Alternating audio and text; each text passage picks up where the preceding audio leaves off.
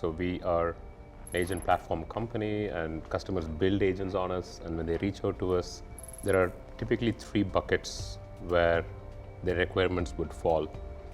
Bucket one is automating operations. Think of, say, claims processing, analysis, or a loan servicing aspect for banks, etc.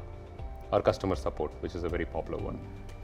And we've always had very high success rate, like 95% success rate, because you're automating a process that is done by humans, and you're able to throw in any number of agents if you want in a recursive loop and get stuff done.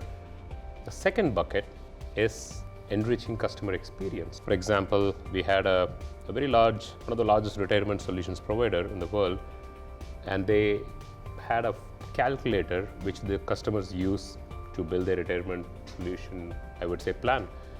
And with ChatGPT, they started losing traffic because people wanted to build retirement solutions in a conversational style, not via a calculator.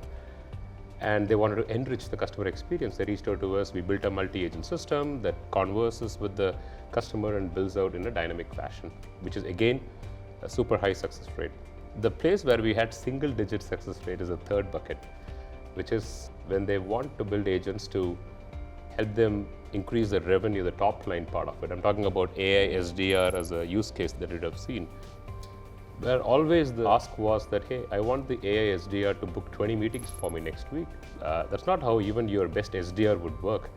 But when it came to AI, they had this astronomical expectations, especially on the third bucket, which is to book meetings for them. They want a blog writing agent. They wanted to increase the SEO score or domain ranking by 10 points and so on, which is where all the agents failed almost spectacularly. Not because they didn't do the job, because our expectations, the human expectations, were so high.